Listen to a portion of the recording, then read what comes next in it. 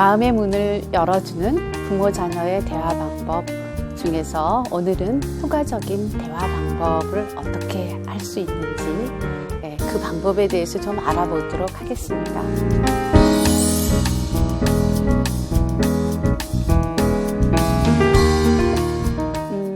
대화는 말하기와 듣기의 과정으로 이루어지는데요. 먼저 어떤 일이 일어났을 때 문제가 누구에게 있느냐, 그것에 따라서 대화 방법이 달라지게 됩니다. 평상시에 사람들은 이성하고 감정하고 이렇게 균형을 이루면서 살고 있어요. 그리고 긍정적이고 기쁜 일에 말할 거리를 가지고 있을 수도 있지만 어떤 사건이 딱 맞닥뜨렸을 때는 이성하고 감정하고 이렇게 균형이 깨질 수가 있죠.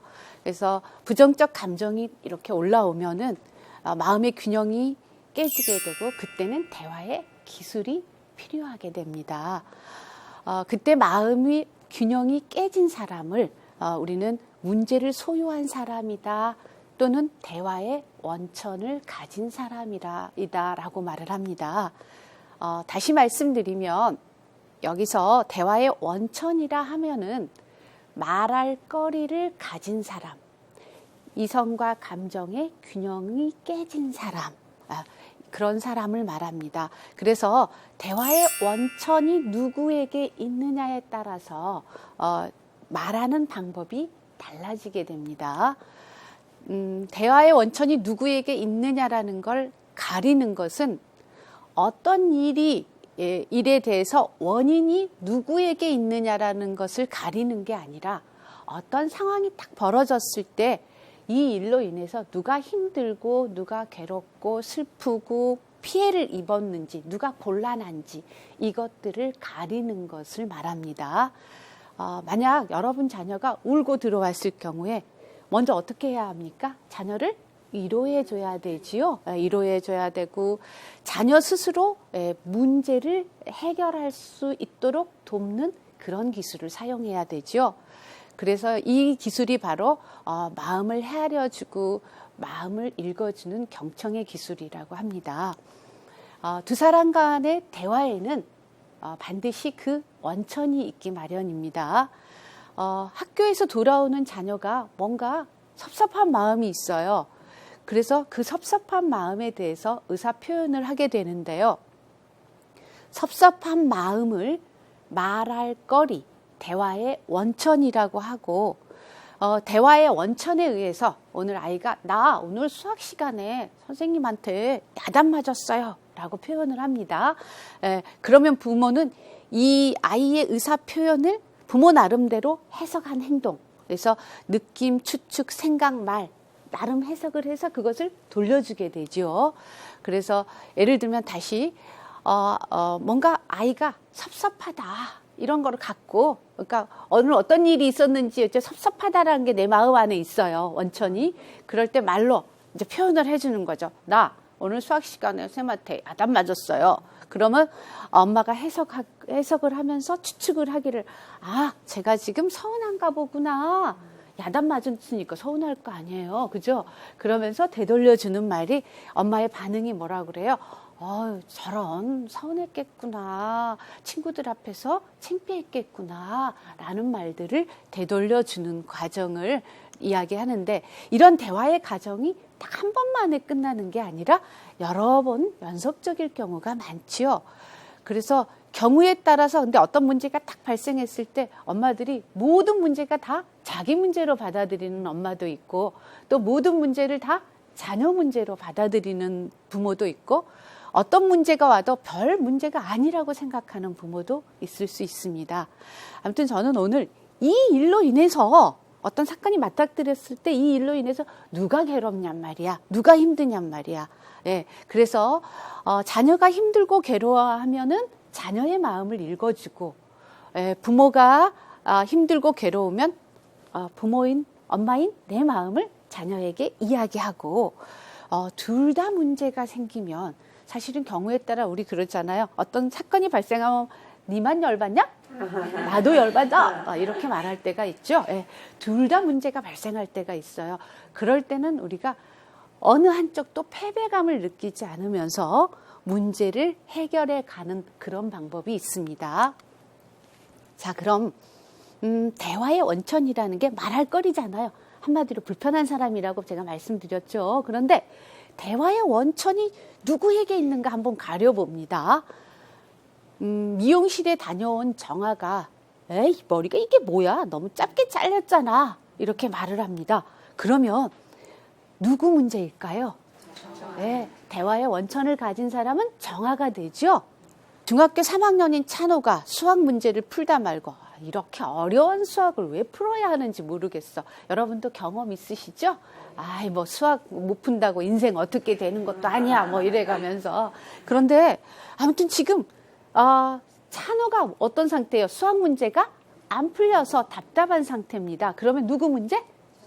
예, 너무 쉬웠나요? 예, 찬호 문제죠. 예, 그래서 찬호의 문제, 그러니까 대화의 원천을 누가 가지고 있느냐에 따라서 대화 방법을 선택한다라는 거죠.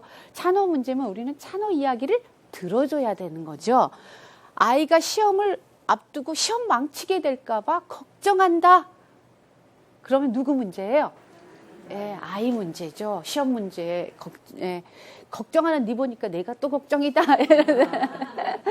일단은 우리 문제의 소유부터 가려보면 이거는 누구 문제?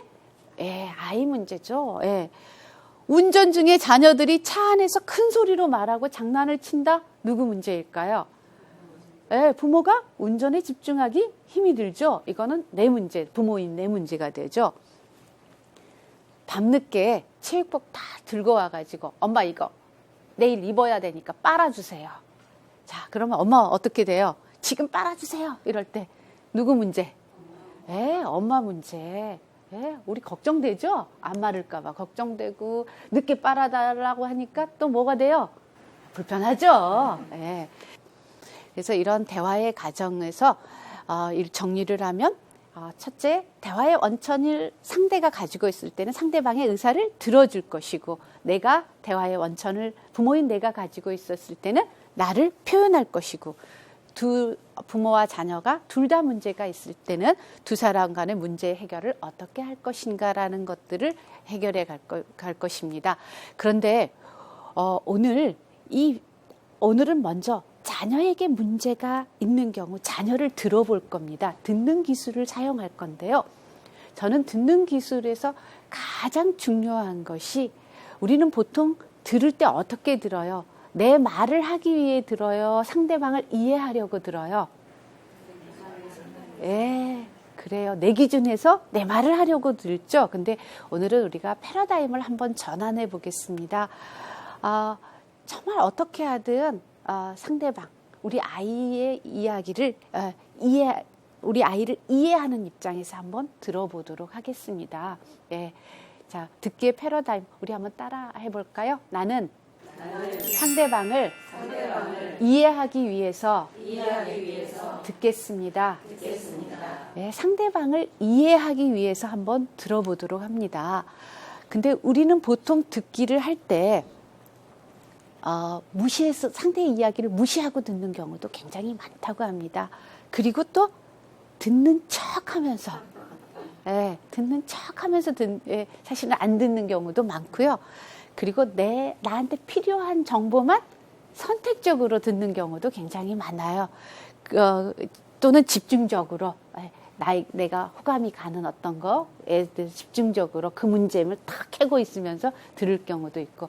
그런데 오늘 우리가 듣고자 하는 거는 공감적 경청이에요. 그래서 정말 너랑 같이 느끼고 네 마음 같이 내가 느껴보고 너를 이해하려고 들어보겠다라는, 우리가 입은 하나고 귀는 두 개잖아요. 내 말은 적게 하면서 정말 상대 이야기를 귀 기울여서 들어보겠다라는 것이 오늘 듣기의 기술입니다. 여러분, 사실 말 번지르한다고 해서가 아니라 우리 말 좀 어눌해도 괜찮아요. 정말 내가 너를 이해하려고 노력하고 있어. 애쓰고 있어. 이 마음이 전달이 되면 정말 일단은 눈 녹듯이 이게 얼었던 가슴이 있다면 정말 녹게 됩니다. 그래서 여러분들은 일단 오늘 듣는 기술을 먼저 해주는 게, 내 이야기가 자녀에게 먹히려면 자녀가 뭔가 불편해서 이성과 감정의 균형을 이루지 못했을 때는 자녀를 진정시키고 먼저 가라앉히는 역할이 들어주는 대화이기 때문입니다. 그래서 우리가 보통 상대방의 의사를 들을 때 3가지 기술을 사용한다고 합니다. 첫 번째는 침묵의 대화입니다.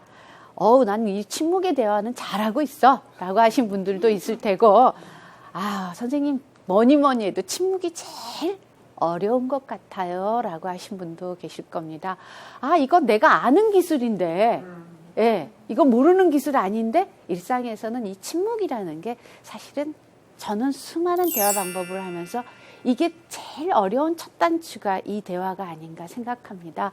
침묵의 대화, 대화의 열쇠를 사용하는 대화, 깊이 듣는 대화, 그리고 도와주려는 마음가짐은 언제나 좀 이 대화를 하는 데 있어서 기술적인 면만을 접근하려지 말고 내가 그 태도 부분은 끝까지 가지고 가야 되지 않나라는 생각해서 도와주려는 마음가짐을 하나 더 넣어봤습니다. 우리가 의사소통의 중요한 4가지 기준으로 뭐를 말합니까? 듣기, 읽기, 쓰기, 말하기. 근데 여기 들을 청자를 제가 하나 적어봤어요. 임금님처럼 큰 귀로 어떻게 해요? 눈이 10개나 되면 얼마나 세상이 잘 보이겠어요. 그만큼 정말 어떤 편견 없이 고루고루 정말 진지하게 보는 눈, 그리고 일심, 마음을 정말 원마인드라 그러죠. 내가 진짜 그 사람과 함께 하려는 마음을 실어서 할 때 들리겠어요? 안 들리겠어요? 들을 청자를 파자를 한번 해봤습니다. 정말 나는 너랑 함께 하고 싶어 라는 마음가짐으로 좀 들어보자 라는 뜻입니다.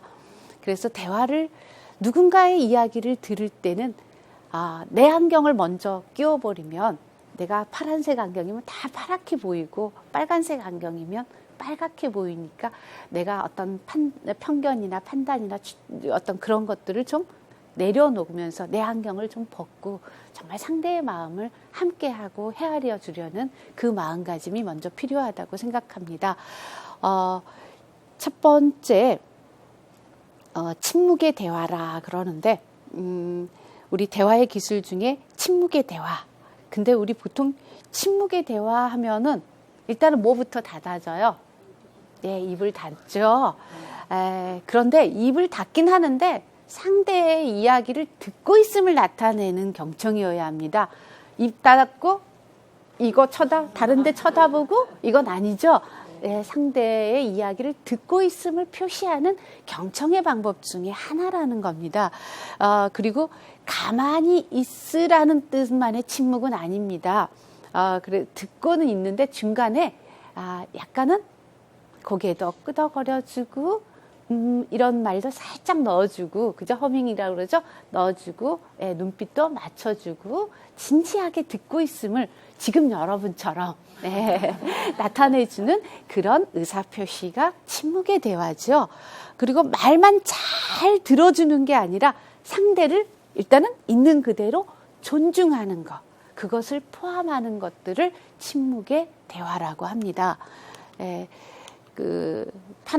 그래서 이 수동적 경청이라 그러는데 이 침묵의 대화가 일단 자세가 어떻게 해요?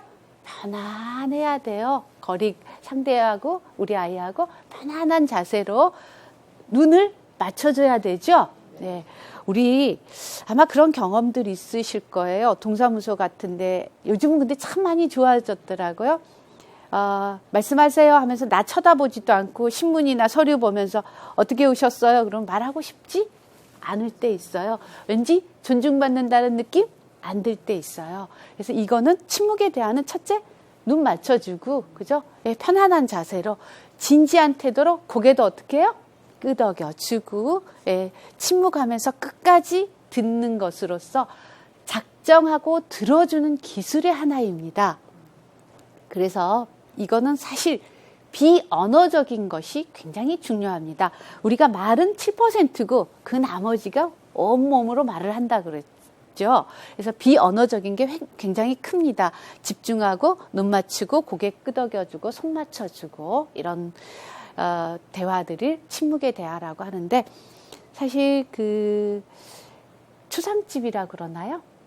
예, 어떤 많은 말보다 어떤 말, 물론 예, 각별하게 말을 해야 될 사이도 있지만 또 그 어떤 말보다 그냥 이렇게 서로 투닥거리고 그냥 손잡고 이럴 때 더 많은 말을 할 때가 있죠. 말보다 침묵이 더 많은 말을 할 때가 있습니다. 그런데 우리가 자녀하고 대화할 때 침묵의 대화까지는 좋은데, 자녀가 그런데 엄마 이거 어떻게 생각해? 하는데 침묵해야 하느니라, 이건 아니라고 생각합니다. 작정하고 들어주긴 하는데 상대방이 뭘 물을 때는 그때는 좀 대화에 또 물꼬를 터야 되는 거죠. 예. 이렇게 침묵의 대화를 썼을 경우는 자녀를 비평하는 말을 피할 수 있게 됩니다. 그리고 자녀 입장에서는 부모가 자기 이야기를 정말로 수용해 주는구나 라는 것들을 느낄 수 있게 됩니다.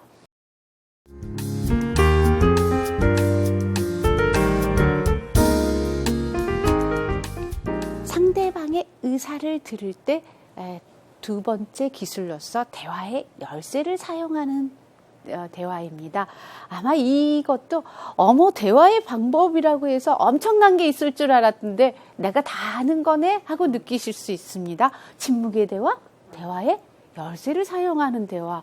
그쯤이면 나도 할 수 있겠다 싶죠? 네, 그래요. 이 대화라는 게 정말 상대하고 함께 하려는 마음가짐, 이 태도를 가지고 일단 우리가 대화의 열쇠라는 건 뭐냐면 말을 계속 잘할 수 있게, 이어갈 수 있게 해주는 거예요. 한마디로 판소리의 추임새 같은 거예요.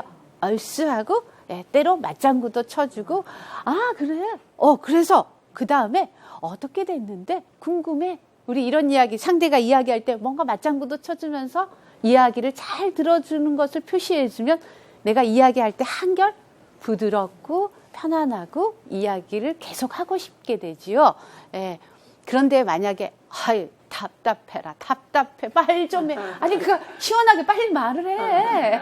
아니 왜 이야기를 하다 그렇게 머뭇거려? 너 뭐 잘못한 거지? 너 왜 그렇게 말을 못했니? 도대체 왜 그래? 그러면 어떠세요? 말하다가도 말하기 싫어져요. 예. 근데 그렇구나. 어머. 근데 요즘 애들 뭐 잘해요? 진짜? 정말? 그래? 몇 마디만 해도 다 통하잖아요. 애들 버전으로. 그렇구나. 그래? 그래서. 그죠? 근데 이 대화 방법 배워서 너무 심파조로 가지 않으셨으면 좋겠어요. 정말, 그러니. 아이들 버전으로 눈높이에 맞게, 진짜? 정말? 그래? 아이가 이거는 뭐예요? 정말 대화의 열쇠를, 그러니까 마음의 물꼬를 떠주는 거죠. 상대가 이야기를 잘할 수 있도록 도와주는 기술이라고 생각합니다. 그래서 네 이야기 듣고 싶어, 더 듣고 싶어, 한 번 더 들어보자, 그래? 하면서 그런데 이 대화의 열쇠를 사용하는 대화 역시 무비판적인 말들이어야 합니다. 그리고 질문, 충고 등의 말은 피해야 합니다. 일단 어떻게 하려고요? 우리 아이의 이야기를 충분히 들으려고 하기 때문이죠. 그래서 충분히 말할 수 있도록 도와주는 기술입니다. 상대가 이야기를 할 수 있도록. 언젠가 제가 TV에선가요? 코미디 프로 비슷해요. 근데 너무 재밌게 본 게 그러니까 그러니까 회사에서 이제 여자애가 애인인가 봐요. 오빠 나 회사에서 이러고 했어요 하고 억울한 일을 이야기하니까 너 사회생활이라는 건 이러고 하고 또 오빠 이러고 하니까 또 아주 그냥 훌륭한 충고를 계속 좀 적절한 충고를 해줬어요. 그러니까 뒤에 애가 있다가 우리 헤어지자. 그런데 원숭이인가요?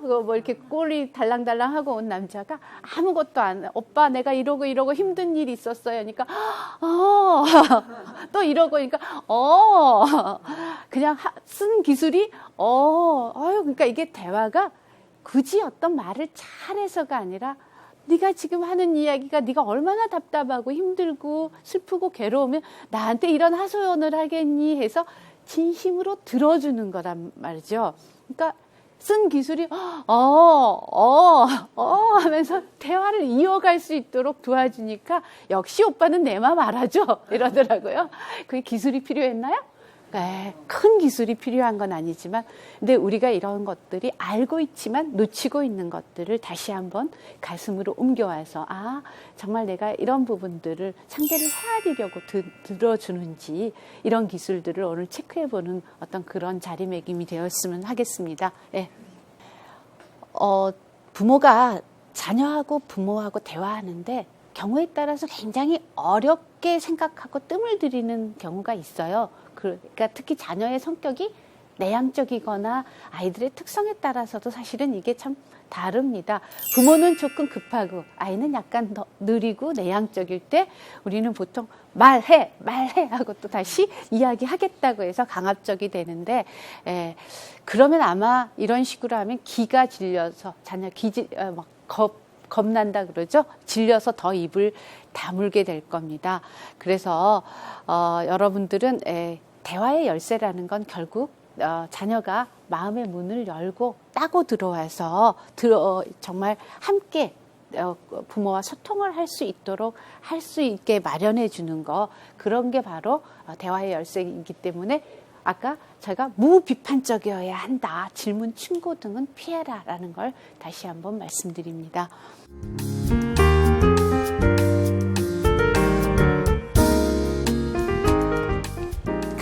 가장 중요한 기술이 바로 깊이 듣는 대화일 것 같습니다. 이 세 번째 기술이 깊이 듣는 대화인데 똑같은 대화의 원천이 섭섭하다, 의사표현을 할 때 나 오늘 수학 시간에 선생님한테 야단 맞았어요. 해석을 하고 부모가 서운한가 보다 해서 저런 서운했구나 라고 하는데 다시 한번 이 대화에서 진이하고 여러분들이 어머니가 이번에는 또 어머니가 한번 되어보실래요? 네. 엄마 나 오늘 수학 시간에 선생님한테 야단 맞았어요. 예. 근데 여러분이 참 정말 좋습니다. 저런 기분 나빴겠네. 근데 만약에 저런 기분 나빴겠네. 대화로는 되는데 안 돼. 정말 표정까지도 함께 저런 기분 나빴겠네. 그죠? 예. 수업 시간에 짝하고 이야기를 했거든요. 네, 짝하고 꼭 할 이야기가 있었기 때문에 할 너지 그럴 너가 아니야 라는 그런 믿음으로 짝하고 꼭 할 이야기가 있었나 보구나. 아니에요. 사실 엄마 꼭 할 이야기가 있었던 건 아니고요. 오늘 또 선생님이 다 아는 것을 가르쳐 주시잖아요. 매일매일 2자리 덧셈을요. 어제도 했는데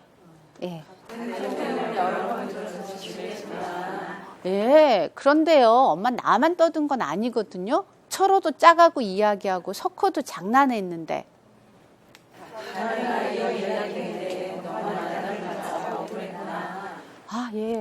뭔가 위로받는 것 같아요. 그런데 선생님이 왜 나만 야단쳤을까요?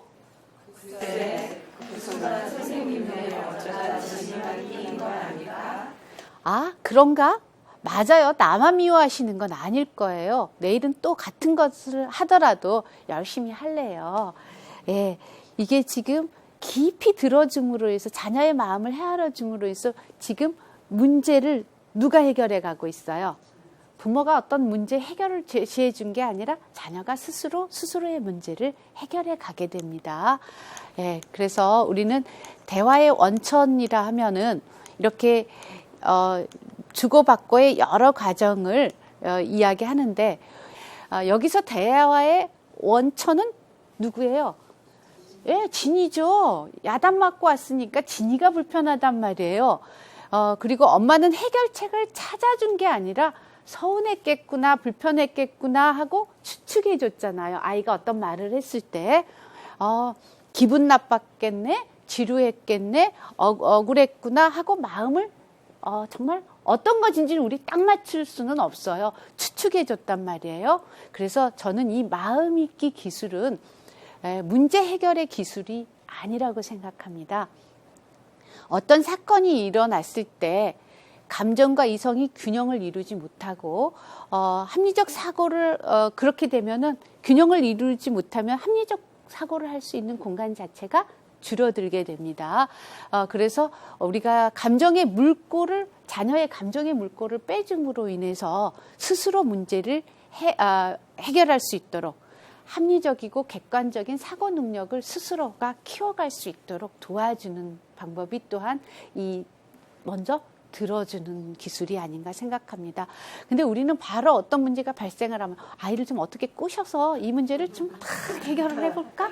네, 그거보다는 먼저 들어주셨으면 해요. 먼저 들어주고 정말 진지하게 들어주면 자녀가 자녀 문제를 스스로 해결을 해갑니다. 네, 그래서 자녀가 문제를 가졌을 때 급하게 바로 문제를 해결해 주려고 들기보다는 자녀의 마음을 좀 읽어주셨으면 합니다. 그때 자녀가 스스로 자존감도 좀 정말 우리 엄마가 내 이야기는 너무 잘 들어줘 할 때 자존감도 높이게 되고 생각하는 힘도 커지게 됩니다.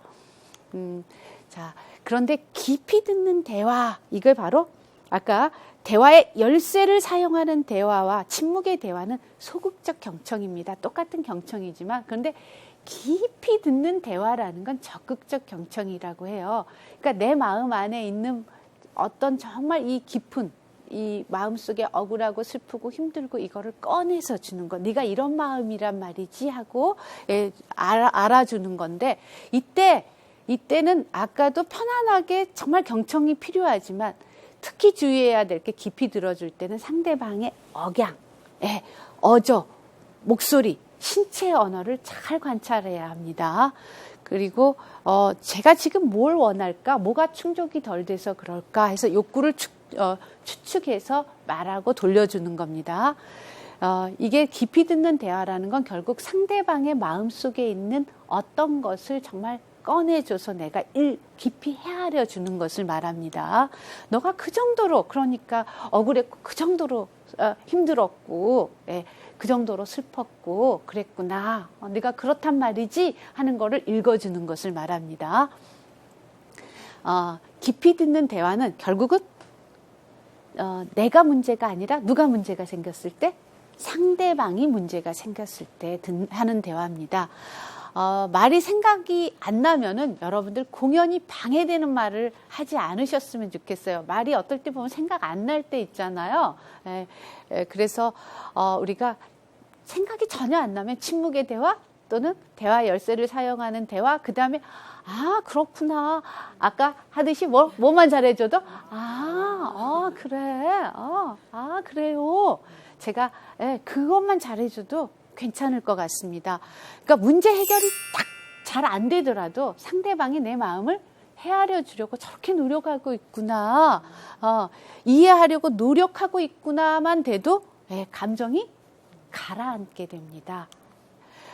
그리고 깊이 듣는 대화는 방법 중에 제가 꼭 여러분들이 이제 깊이 듣는 대화는 상대방의 마음을 헤아려 주는 거라고 했잖아요. 그런데 우리 말이 아까 생각 안 날 때가 있다 그랬죠. 말이 생각이 전혀 안 나면 앵무새처럼이라도 따라라도 해주세요. 아까 엄마 나 하나도 안 떠들었는데 선생님한테 혼났어요. 그러면 앵무새처럼이라면 하나도 안 떠들었는데 선생님한테 혼났다고. 그런데 깊이 듣는 대화라고 할 때 그건 좋은 대화는 아닙니다. 하나도 안 떠들은 내 아이 마음은 어때요? 억울하고 슬프고 창피하고 그럴 때 깊이 들어줘서 엄마가 되돌려 주려면 누구야? 하나도 안 떠들었는데 선생님한테 혼나서 억울했겠다. 하나도 안 떠들었는데 선생님한테 혼나서 친구들 앞에서 창피했겠다. 너 정말 속상했겠다. 이거를 읽어주는 게 깊이 듣는 대화입니다. 그런데 그것조차 생각이 안 나면 어떻게 하라고요? 정말 이해하려는 말만 하나도 안 떠들었는데 선생님한테 혼나서 억울했겠다가 아니라 이게 뭐예요? 93%는 온몸으로 너 정말 어떡하니 이 심정. 하나도 안 떠들었는데 선생님한테 혼나서 혼났다고, 혼났어. 그대로를 말해줄 수 있겠죠. 예, 선생님이 앵무새 같은 대화 하랬는데요가 아니라 좋은 대화는 아니지만, 야, 너네 선생님이 그럴 리가 있니? 예? 너네 선생님이, 하나도 진짜 안 떠들었어? 안 떠들었는데 선생님이 혼낼 리가 있니? 이거보다는 훨씬 낫다라는 거죠. 예, 아이의 마음을 헤아려 주려는 자세. 그런데 내 머리는 하얘. 예, 무슨 말로 어떻게 도와줄 줄 모르겠어. 그러면 일단 침묵하면서 고개 끄덕이면서 그렇냐고 이 표정만 해도 되고, 이렇게라도 해봐야지. 어떻게? 앵무새라도 하나도. 이제 어떤 아이는 따라서 아니 엄마 뭐 들었어? 그랬다고 했잖아. 이렇게 할 수도 있죠. 그래. 그죠? 예. 그래서 사실 깊이 듣는 대화는 앵무새와 같이 반복하는 것이기는 한데 말 자체를 반복하기보다는 내용을 요약 반복하는 것을 말합니다. 다시 말하면 그 말 속에 의미를 찾아주는 거죠. 그 말을 하는 아이의 깊은 의미, 답답하고 억울할 수도 있고 창피할 수도 있는 그 의미를 찾아주는 대화를 깊이 듣는 대화라고 합니다. 상대방의 이야기를 깊이 듣는 데는 몇 가지 주의할 점이 있습니다. 일단 우리는 자녀의 이야기를 들을 때 내 뜻대로, 부모 뜻대로 지도하거나 통제하려는 욕구가 있어요. 그래서 예를 들어서 우리가 은수하고 또 어머니가 돼서 한번 해볼게요. 엄마 큰일 났어. 영어 수학 점수가 엉망이야. 네, 그래서 걱정되구나 했는데 목소리는 어떻다? 냉담한 목소리. 물론 걱정이지. 네, 역시 냉담한 목소리. 네. 그래봐야 대학 못 가는 거지 뭐. 결국 어머니 의도를 전달하고 말하지요. 네. 사실은 엄마 큰일 났어. 영어 수학 점수가 엉망이야 라고 할 때는 내가 진짜 공부를 진짜 걱정이 되는 아이잖아요. 좋은 학교를 가고 싶어서 좋은 대학을 가고 싶지 않은 아이면 걱정이 돼서 엉망이야 라고 부모한테 이야기도 안 한단 말이에요. 그런데 엄마 반응이 말로는 됐어요. 걱정되는구나 하는데 냉담하단 말이에요. 말로만 된 거예요. 예.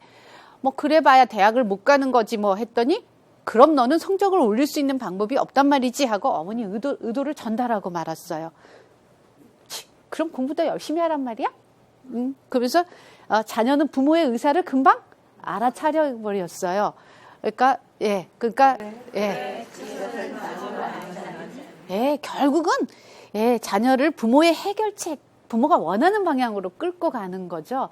그래서 정말 결국 그 소리 하려고 엄마 공부 말이야. 이제 공부 지긋지긋해. 꼭 대학 가야 되나 뭐? 이제 뭐를 어긋장을 지기는 거죠. 왜? 엄마가 나를 진짜 공감해주고 헤아려주는 게 아니라 말로는 됐어요. 걱정이 되는구나 했지만은 그냥 별로 진짜 걱정스러워하는 엄마가 아니었단 말이에요.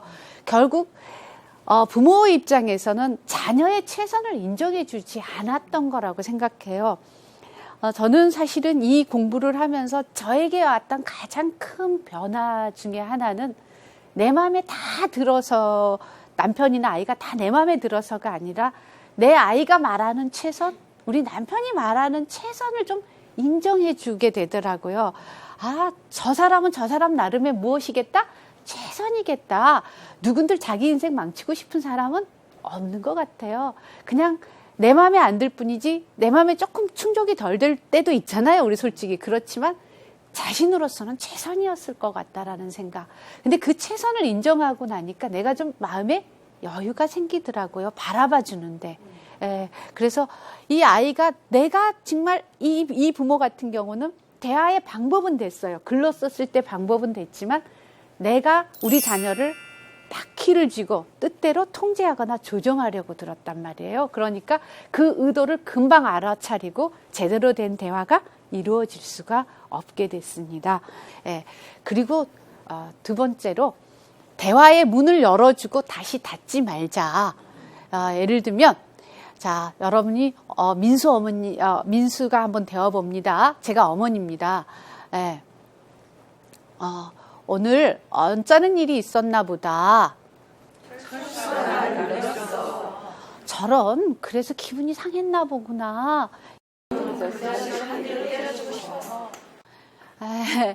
기분 상했다고 친구를 때려주면 안 되지. 자,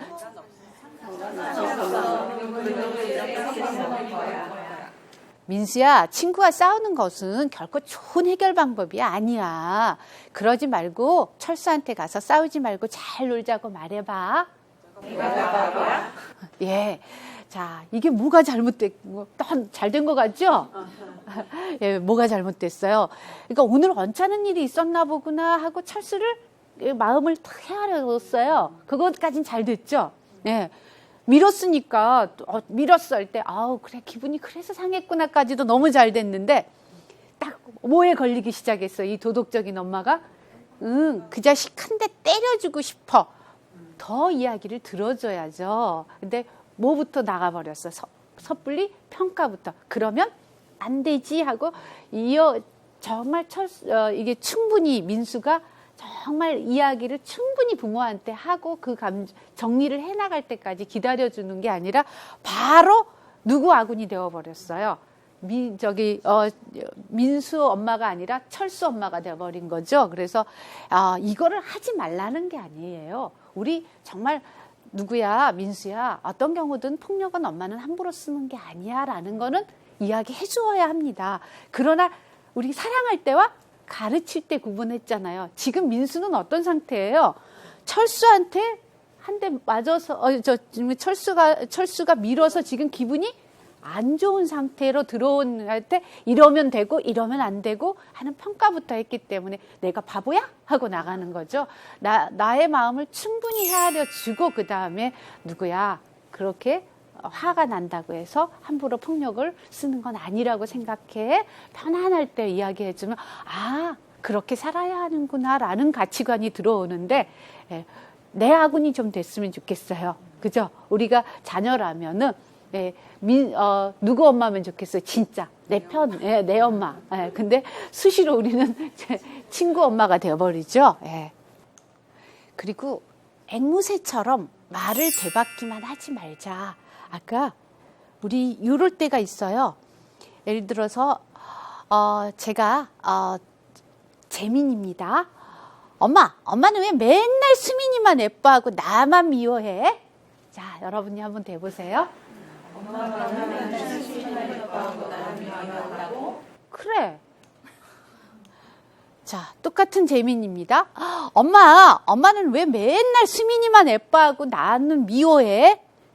엄마가 수민이만 예뻐해서 엄마가 이거 안 좋으니까. 예. 그때는 그래. 자, 똑같은 글인데 앞에 하고 어떻게 다를까요? 앞에는 맨날 엄마는 수민이만 예쁘고 나만 미워해 했는데 똑같은 말로 엄마는 맨날 수민이만 예뻐하고 너만 미워한다고. 그때 그래 그 말 했잖아 이 뜻이죠. 근데 뒤에는 엄마에게 수민이만 예뻐해서 엄마한테 많이 너가 섭섭했구나 하고 애 마음을 헤아려 주니까 뭔가 그래 그 말이라니까 하는 마음이죠.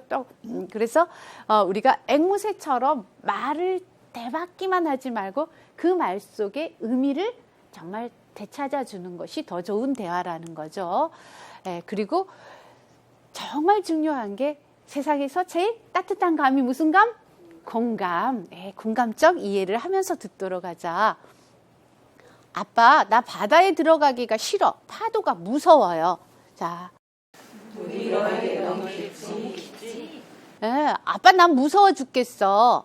제발 더 들어가지 말아요.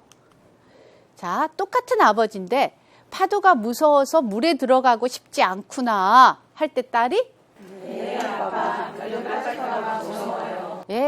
그러니까 이게 파도가 무서워서 물에 들어가고 싶지 않은 거지 물이 너무 깊다라는 걸 말하는 게 아니잖아요.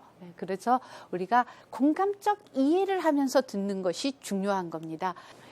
여러분은 여러분의 아이의 어떤 이야기들을 기쁜 소식처럼 좀 경청해 주셨으면 좋겠습니다. 그리고 이 기쁜 소식처럼 경청해 주는 시기가 되도록이면 사춘기가 되기 전이면 정말 좋겠고요. 그리고 좋을 때는 누구나 다 우리 아이 이야기 좋은 상황일 때는 이웃집 아줌마도 잘 들어줘요. 기쁘고 즐거운 소식은. 그러나 좋지 않은 상황일 때 우리 아이가 정말 뭔가 불편하고 걸리고 억울하고 그런 사연을 호소할 때 우리가 우리 아이 안 좋은 이야기일수록 더 우리 자녀의 이야기를 경청해 주셨으면 하고요. 그리고 아까 침묵의 대화를 말씀드렸습니다.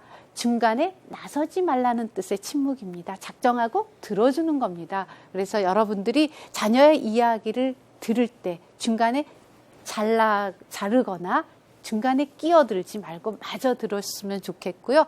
고개를 끄덕이면서 어떻게 해요? 아, 그래, 그렇구나. 그렇게 생각했단 말이지 하면서 대화의 기술에 이게 바로 또 하나의 상대의 말을 잘할 수 있도록 이어주는 또 하나의 기술이라고 생각하고요. 자녀의 심정을 좀 많이 헤아려 주었으면 합니다. 만약에 우리가 이렇게 상대방의 이야기, 특히 우리 자녀의 이야기를 잘 부모가 헤아려 준다고 느낄 때 우리 자녀는 어떤 기분이 들까요? 뭔가 내 이야기, 내 비밀이나 내 아픈 이야기를 상대한테 다 하고 났을 때 우리 흔히 카타르시스를 경험하게 된다 그러죠. 뭔가 훅 하고 내려놓는, 뭔가 좀 이런 분노의 감정이라든지 이게 좀 걸러지고 내려지는 작용을 하게 됩니다. 그리고 자녀가 자신한테 떠오르는 어떤 부정적인 감정이나 생각들을 덜 두려워하게 됩니다. 누구나 다 부정적인 감정이나 생각이 있을 수 있구나. 나만 나쁜 사람이 아니구나. 이런 생각이 들 수도 있구나라는 것들을 가지게 됩니다. 그리고 이렇게 자녀 이야기를 잘 경청하게 되면 부모와 자녀 사이가 어떻게 될까요? 굉장히 좋아지게 되겠죠. 돈독하게 되고 그리고 자녀 이야기를 잘 들어줌으로 인해서 스스로 사실은 우리가 이 대화 방법이 해결책을 내가 주는 게 아니라 자녀가 자녀 스스로 문제를 해결할 수 있도록 도와주는 게 됩니다. 그리고 자녀가 부모의 생각이나 아이디어에 보다 귀를 기울이도록 해주는 결과가 됩니다. 경청해 주셔서 감사합니다.